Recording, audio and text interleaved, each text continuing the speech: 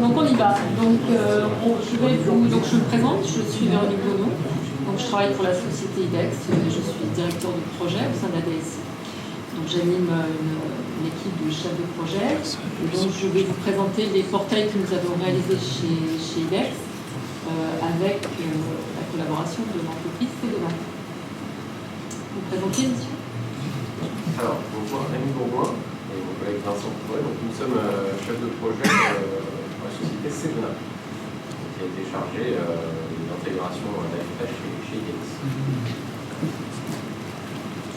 Alors, je vais vous présenter rapidement qui est IDEX. Ce n'est pas forcément une société très connue. Donc, IDEX est une société qui est le leader français indépendant sur les services énergétiques. Donc, c'est un groupe qui a 50 ans d'existence, qui représente 3600 collaborateurs pour un chiffre d'affaires d'environ 700 millions d'euros.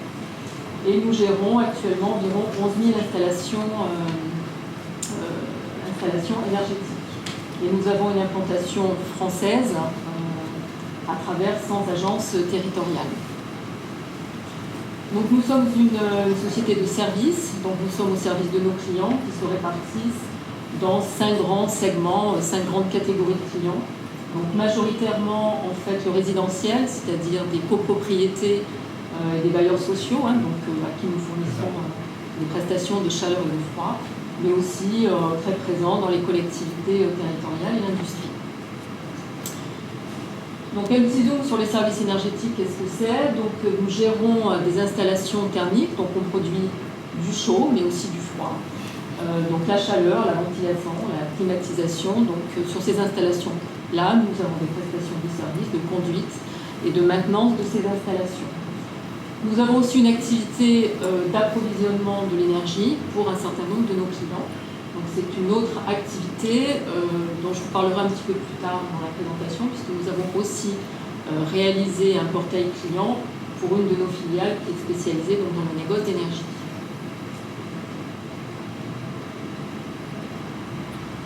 Alors, Sedona, c'est un groupe qui a été créé en 98, qui est donc spécialisé dans le conseil et les services en système d'information. Alors, on est organisé autour de 3 marques qui proposent à la fois du web, à la fois du mobile, à la fois du conseil et à la fois de l'intégration, ce qui nous intéresse aujourd'hui, de portail d'entreprise. Voilà.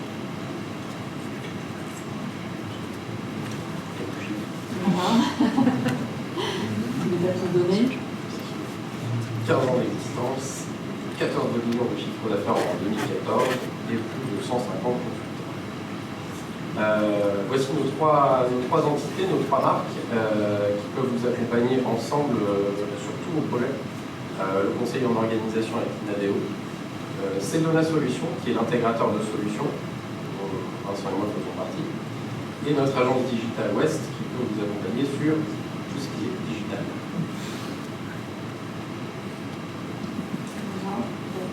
Les 3 marques. Voilà, exactement.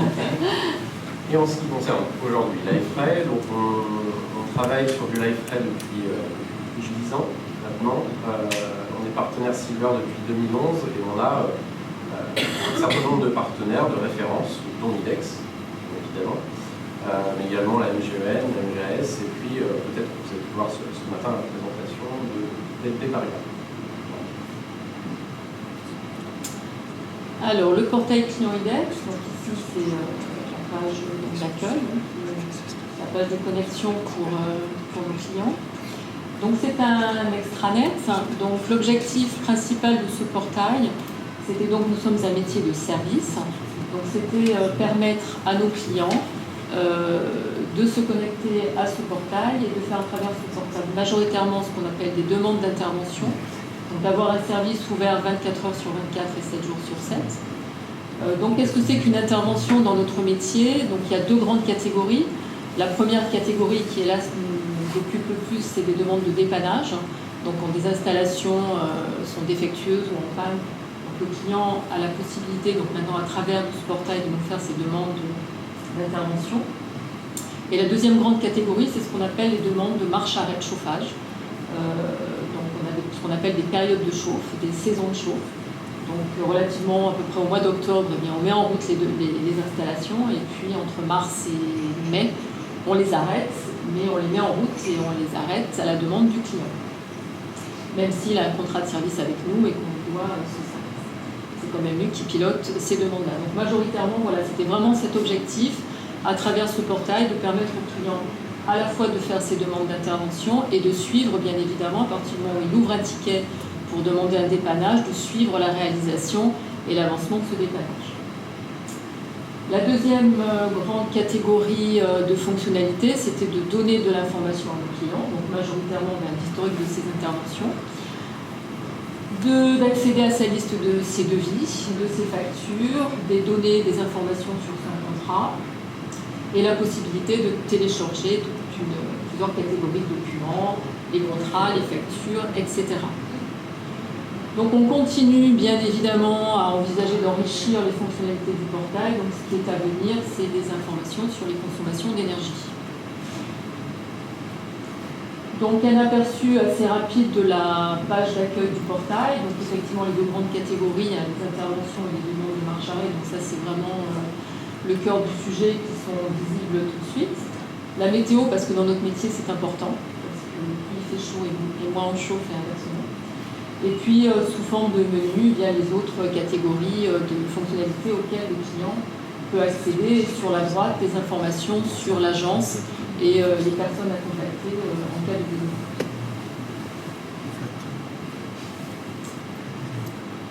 Donc, un petit aperçu sur l'architecture applicative. Donc, le portail, bon, c'est ce qui permet d'interagir avec le client. J'ai envie de dire, en tant que tel, le portail n'a pas d'intelligence. Donc, à partir du moment où notre client fait une demande d'intervention, il faut qu'on la transmette aux applications back-office de façon à ce que ces demandes soient traitées le plus rapidement possible. Donc le chemin, on va dire idéal, le client fait une demande d'intervention sur le portail, elle arrive dans notre CRM où se trouve le référentiel des interventions, et en parallèle, ça rentre dans un système de planification de façon à affecter le technicien qui va réaliser l'intervention et qui va le recevoir sur son téléphone mobile. Et dès lors qu'il aura fait son intervention, il va mettre à jour son compte-rendu sur son mobile et tout ça va remonter en temps réel dans le portail. Tout ça se fait à travers notre plateforme d'échange, donc on a un ESB. Donc par rapport à cette architecture qui est assez complexe, donc on a aussi un point d'entrée par nos prestataires d'astreinte, puisqu'on a besoin d'avoir un service 24h/24. Donc c'est vraiment un portail d'intégration qui avait besoin de dialoguer avec plusieurs composantes applicatives du système d'information d'IDEX. C'est la raison pour laquelle notre choix, recommandé par Sedona, s'est porté assez rapidement sur le portail. Et puis maintenant, la partie un petit peu plus technique. Donc rapidement, la structure, l'architecture choisie pour le serveur Liferay, donc c'est une architecture assez standard. On a un serveur frontal HTTP, donc du Apache standard. Ensuite, on a un deuxième serveur, donc un serveur applicatif avec le Liferay installé dessus. Plus, on a aussi externalisé l'indexeur. On a mis un serveur Solar sur la même machine. Et derrière, donc, un autre serveur avec la base de données, plus un autre serveur pour partager des documents avec le système d'information d'IDEX. Donc puis la version Liferay qu'on a utilisée, on est en 6.1.3.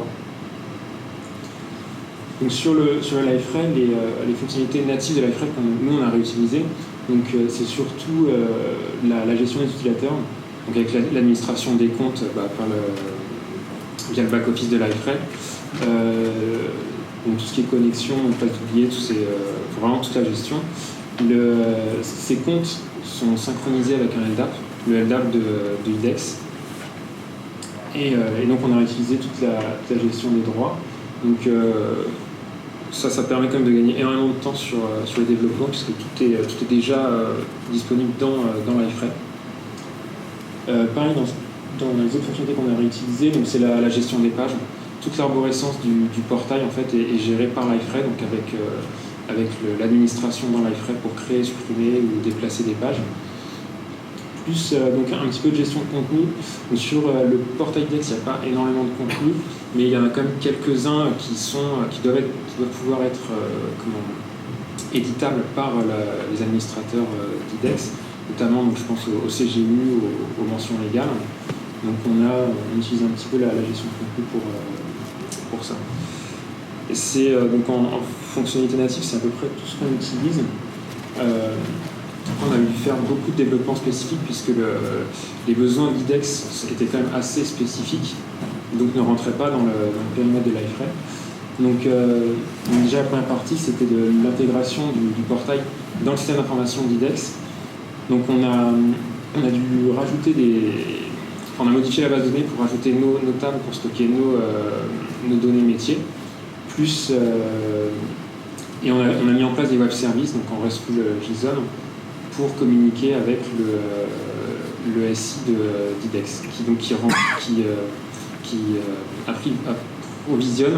approvisionne la base de données de Liferay. Donc voilà, je reviens sur la page d'accueil. Donc toutes ces applications sont des développements spécifiques, puisqu'on va chercher justement à afficher les données les données spécifiques d'IDEX. Donc tout ce qui est demande, ou les contrats et les prestataires.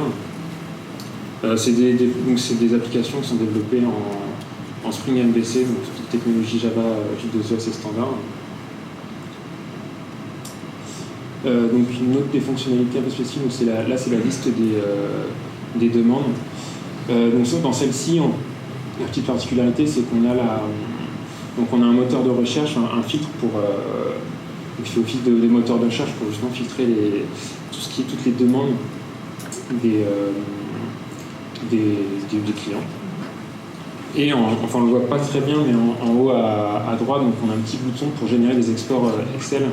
Donc là, on a utilisé Jasper. Et donc là encore, c'est donc des portails sur MVC qui sont directement intégrés dans le portail Liferay. Et voilà, une autre fonctionnalité intéressante, puisque là, on utilise donc Google Maps. Donc c'est un formulaire pour créer une demande d'intervention, et on peut sélectionner l'installation sur laquelle on veut créer une demande via une Google Maps. Donc possible d'intégrer pas mal de technologies dans Liferay. Ensuite, je vais laisser la parole à Véronique.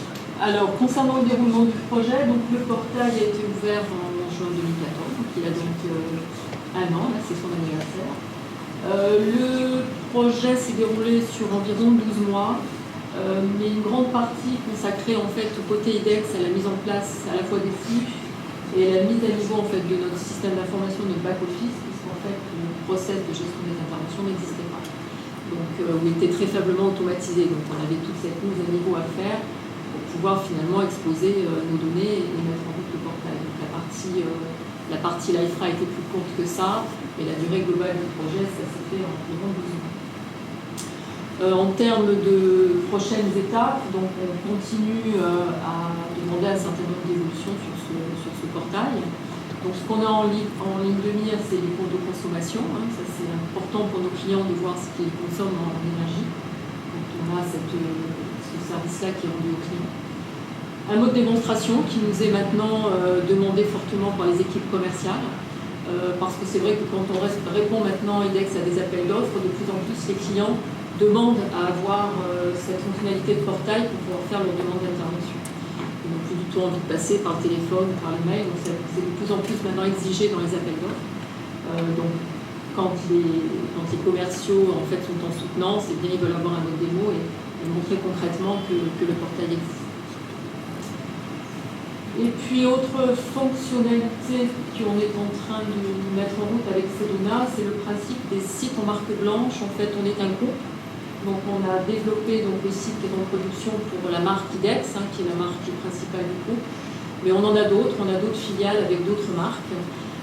Et en fait, qui ont exactement les mêmes fonctionnalités. Donc, on va dupliquer en fait, le site, mais avec des logos et des couleurs un petit peu différentes. Donc, c'est une possibilité qui existe et qui va nous permettre de déployer très rapidement des nouveaux sites avec les mêmes fonctionnalités, mais avec cette présentation customisée pour les autres marques du groupe. Donc on a une première qu'on souhaite mettre en œuvre avant la fin d'année. Donc en termes de fréquentation du site, donc il est ouvert depuis 1 an, donc on a eu un démarrage assez lent, mais aussi finalement, on va dire, du fait d'IDEX, parce que nos données, on va dire, notre système d'information, tant qu'il était utilisé, on va dire, à l'intérieur d'IDEX, la qualité des données, elle était ce qu'elle était. À partir du moment où on commence à exposer des données vers les clients, eh bien, il y a eu un travail quand même de nettoyage, on va dire, assez important des données, de façon à ce que les clients, eh bien, ils reconnaissent leur installation, ils reconnaissent leur adresse, et ils soient capables d'utiliser, donc, de faire une intervention sur leur site, parce qu'ils reconnaissent bien, le nom du site est correct, l'adresse du site est correcte, on pourra être géolocalisé, comme on a vu sur la carte tout à l'heure. On a eu un gros travail à faire sur les adresses, puisqu'on voulait que ça se passe au bon endroit, donc il fallait que l'adresse soit correcte. Donc ce qui explique en fait ce démarrage assez lent du site, aussi parce que nous on avait ce travail-là.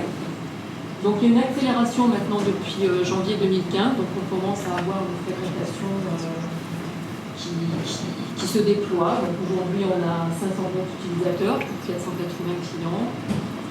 On a à peu près 30% de nos installations qui sont maintenant publiées sur le site, donc qui sont utilisées, pour environ 300 demandes d'intervention en moyenne par mois. Donc c'est une fréquentation qui est en hausse, évidemment, au détriment des autres canaux, qui étaient donc les appels aux agences, donc appels téléphoniques via les emails, et aussi au détriment de notre prestataire d'astreinte, puisque notre portail est ouvert 24 heures sur 24. C'est d'ailleurs ça qu'on disait à travers ce portail, au-delà du fait que les clients nous demandent, c'est aussi pour nous un ROI qui se calcule assez rapidement. Si on diminue nos coûts, on s'affranchit du prestataire d'astreinte. Donc sur notre lancée, je veux dire, donc on a mis en place donc, ce portail client. On a décidé assez rapidement de faire une déclinaison mobile du portail, donc à travers ce petit logo. Donc on a développé une apps mobile. Donc on l'a lancé en production en janvier 2015. Donc c'est encore là, on est un métier de service, donc on va être au plus près de nos clients. Donc c'est la capacité de leur permettre de faire cette demande d'intervention, non pas à travers leur portail web, mais aussi directement sur leur téléphone. Donc ils ont à peu près les mêmes fonctionnalités que sur le site.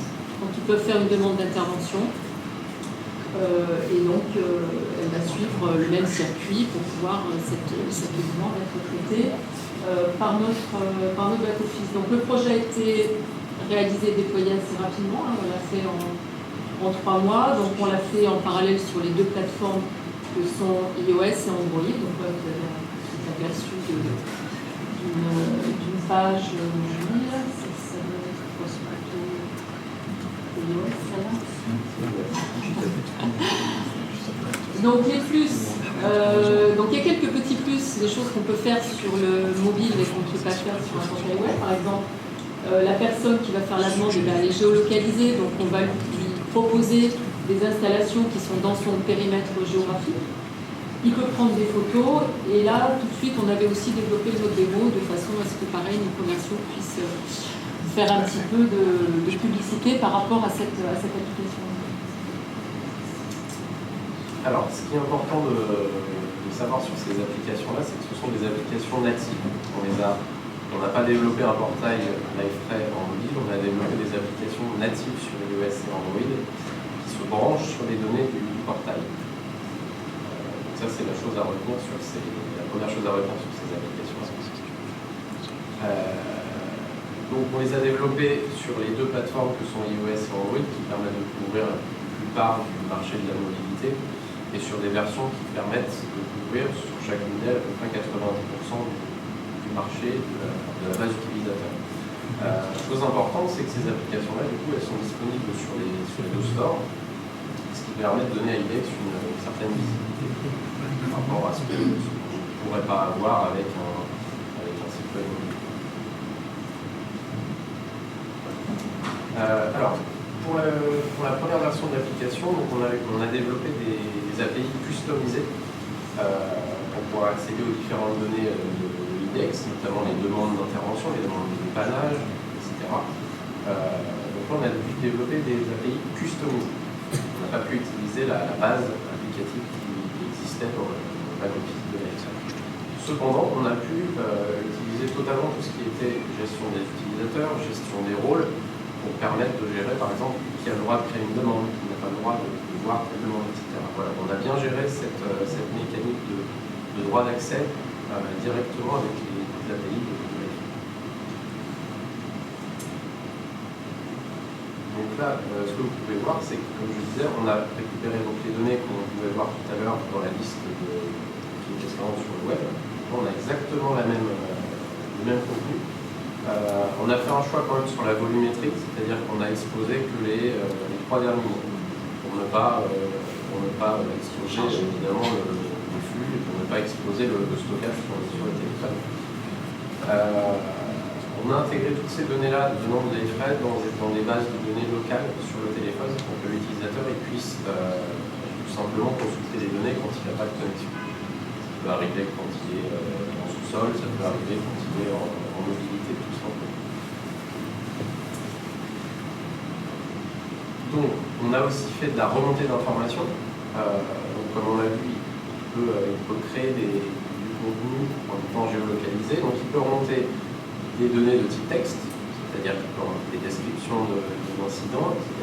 Et il peut également prendre des photos. Toutes ces données-là, on les a fait remonter dans le portail d'AFRED. Et puis, alors, dernièrement, donc là, on a refait une deuxième version d'application qui va bientôt sortir cet été, qui cette fois-ci utilise directement les API LiveThread natives, donc c'est du JSON, et qui nous permet en fait d'accéder au contenu web directement généré dans le back-office LiveThread. Là, on les utilise pour afficher des actualités. Donc IDEX va remontrer les différentes news, différentes publications dans le back-office de l'AFRED et directement elles seront disponibles dans les applications. Le but était d'ouvrir évidemment l'application à un plus large public qui aujourd'hui était réservé aux clients existants d'IDEX. C'était une application métier, c'est une application qui est vraiment, on va dire, presque le grand public avec toutes les actualités, sans besoin de connexion de compte utilisateur. Alors on a intégré également les push, les notifications push que vous pouvez recevoir sur tous vos téléphones. Aujourd'hui, on les a intégrés dans le back-office LiveThread, c'est-à-dire qu'une page permet aux administrateurs en fait, d'envoyer directement depuis le site des notifications à tous les utilisateurs qui ont installé l'application et accepté de recevoir des messages. Aujourd'hui, c'est plutôt de la promotion si une nouvelle actualité est publiée ou autre. Mais on peut très bien envisager via cette technologie de notifier quand par exemple une de ces demandes a été traitée, etc. Ça ne demande qu'à être précisé par la suite. Donc on a utilisé la technologie de Parse.com qui propose entre autres le push, mais on aurait très bien pu utiliser n'importe quel prestataire de solution de push.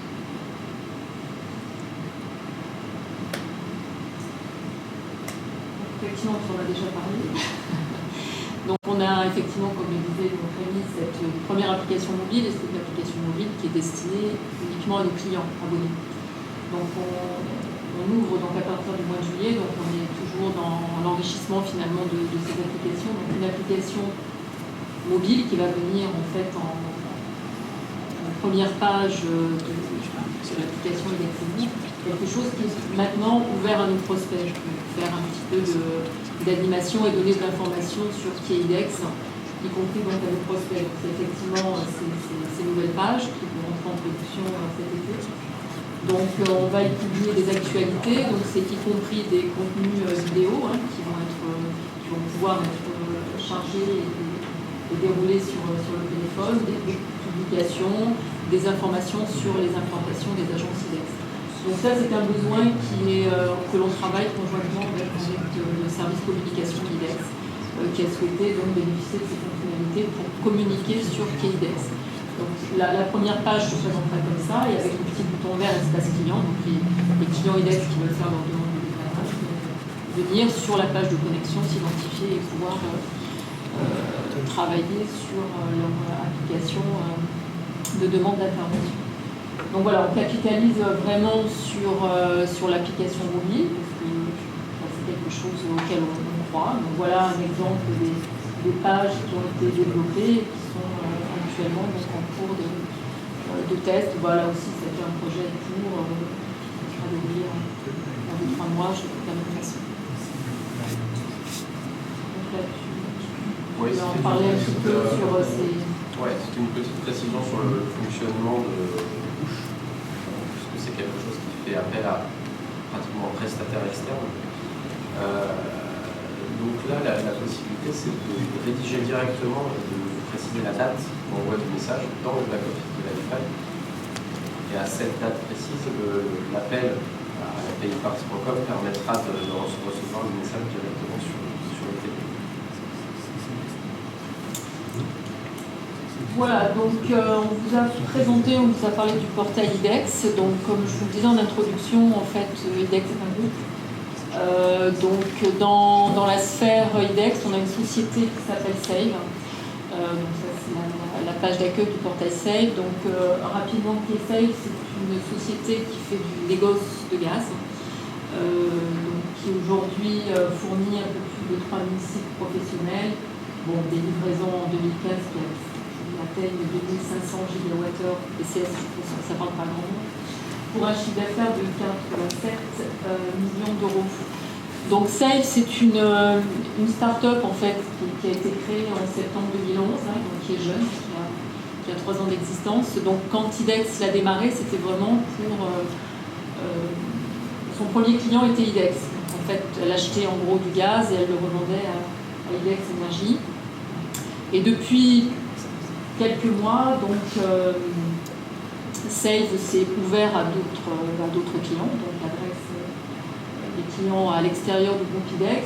Et donc la volonté et le besoin de développer un portail pour les clients de Save est devenu très important. Est devenu aussi très important parce que c'est une obligation contractuelle dans certains de leurs marchés. Donc ils n'auraient pas pu signer certains marchés s'ils n'avaient pas la capacité de mettre à la disposition de leurs clients un portail qui leur permette de consulter des informations. Donc, les informations principales, c'est d'avoir une visualisation sur les portefeuilles clients gérés, les volumes, des informations sur les contrats, les factures, c'était très important de pouvoir leur transmettre les factures à travers le portail, des informations sur les contrats et dans ce métier-là, une information très importante sur les consommations des sites qui sont alimentés par la filiale C. Alors il y avait effectivement un fort enjeu sur ce portail. À partir du moment où la demande nous a été faite par Save, il nous faut un portail, donc on avait une deadline, donc on a fait un rétro-planning assez fort. Donc les forts enjeux de ce portail, donc on ne pousse que d'informations, donc le client lui n'a pas d'action à faire, donc il va consulter d'informations. Il fallait que la navigation soit facile, on véhicule l'image de Save, donc c'était important aussi de travailler sur le visuel, sur l'ergonomie. Et pourquoi c'est important? Parce que dans les appels d'offres, il y a une note qui est attribuée sur la qualité du portail qui est proposé par la société. Donc ça reste vrai aujourd'hui. Donc voilà, ça c'est la page d'accueil, donc il y a une quarantaine de photos, donc il y a un certain nombre de fonctionnalités qui ont été assez travaillées sur la restitution, sur le rendu, sur le visuel du portail. Donc quelques pages, là c'est la façon dont on va accéder aux factures avec la géolocalisation des différents sites du client. Donc on voit peut-être pas très bien, mais bon, on a plusieurs pages où les clients peuvent consulter des comptes de consommation, choisir plusieurs sites, faire des comparaisons entre sites, faire des comparaisons par période, combien j'avais consommé l'année dernière, combien je consomme, voilà, et puis de faire des comparatifs entre les différents sites. Pour un même client, si pour lui on a plusieurs copropriétés, il peut justement faire des comparaisons sur ce que consomme l'une par rapport à l'autre, toutes ces informations sur les consommations de gaz.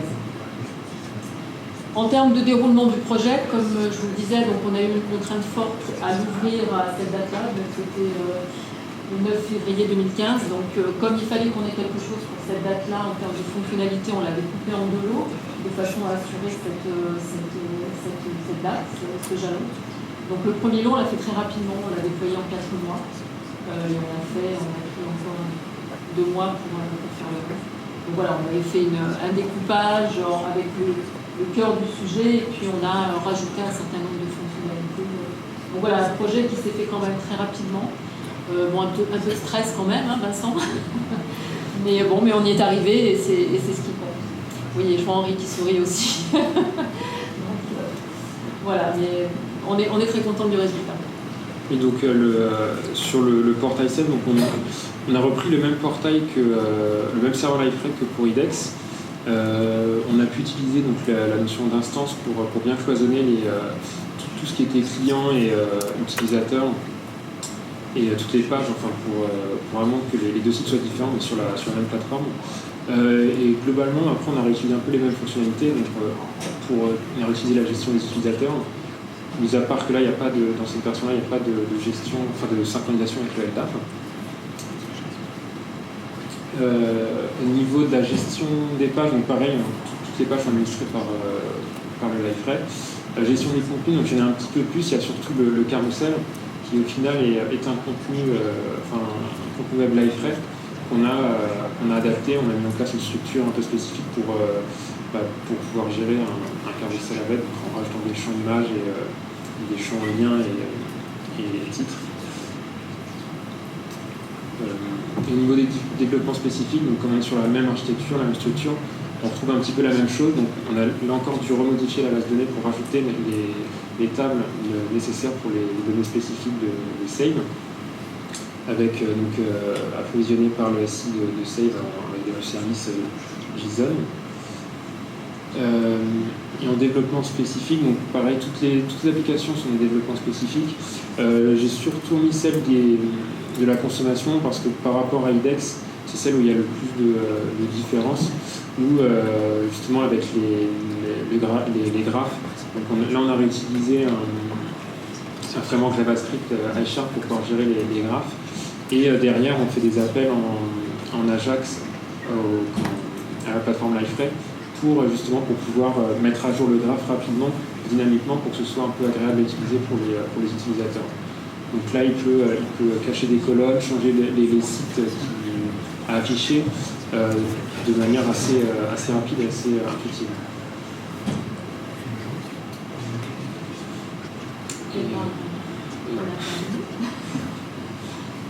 On a terminé, donc on vous a présenté nos portails. Voilà.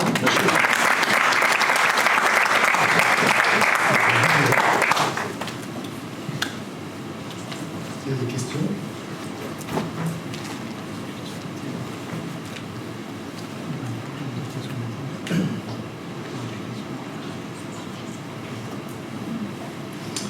Merci Bertrand Leclerc. Oui, moi j'ai une question. Vous avez évoqué le besoin d'un site de démo, notamment je crois pour des appels d'offres, si j'ai bien compris. D'avoir une version de démonstration, voilà, pour vos forces de vente. Est-ce que vous savez déjà comment vous allez vous y prendre et voilà, comment vous allez adresser cette problématique? Pour l'instant, c'est uniquement... Parce que j'ai la même, juste pour vous l'avez compris, j'imagine, j'ai la même préoccupation. Pour l'instant, c'est uniquement disponible sur les applications mobiles où en fait ils ont sur le mobile il y a une base de données pour récupérer toutes les données en local pour le mode offline, et il y a en fait il y a déjà des données pré-remplies pour le mode démo. Donc sur l'appli mobile, on peut se connecter avec un compte spécifique et on a accès juste aux données de démo qui sont stockées sur mobile. Pour le site, donc c'est en cours de spécification, ça va être développé cet été. Pour l'instant, donc, ce qu'on a prévu de faire, c'est de stocker, donc d'avoir un client spécifique, un compte spécifique pour un compte spécifique LiveRed pour la démo. Et oui, d'avoir un faux client finalement. Un faux client, ouais. Tout à fait. Et après, les données qu'on va afficher, c'est uniquement des données métiers, donc des données d'IDEX. Donc il n'y aura pas énormément de liens avec on va préparer un jeu d'essai et puis La seule difficulté, oui, c'est quand on va devoir créer des demandes, ce sera pas il ne faudra pas qu'elles soient vraiment envoyées. Non. Oui, il faut bloquer ça. C'est ça. Merci. Faut que je regarde le site de Démo Mobile. Sur le mobile, il n'y a pas besoin d'avoir de compte, on déroule tout de suite, et c'est très agréable parce qu'on voit Oui, de votre démo, oui. Oui, il n'y a pas de problème. Et d'ailleurs, sur le portail, on ne va pas faire la même chose, c'est-à-dire donner directement au commercial la possibilité d'avoir un offline. C'est ce qu'on va développer. Sans devoir être connecté. C'est ça, c'est ce qu'on va faire. C'est ce qui est prévu. Mais c'est vrai que c'était une demande à l'origine qu'on n'a pas développée tout de suite. Donc on l'a fait, quand on a fait la partie mobile, on l'a intégrée comme une fonctionnalité qui a été mise à disposition immédiatement. Et donc là, on l'a programmé pour le faire sur le portail. Pas dispo encore.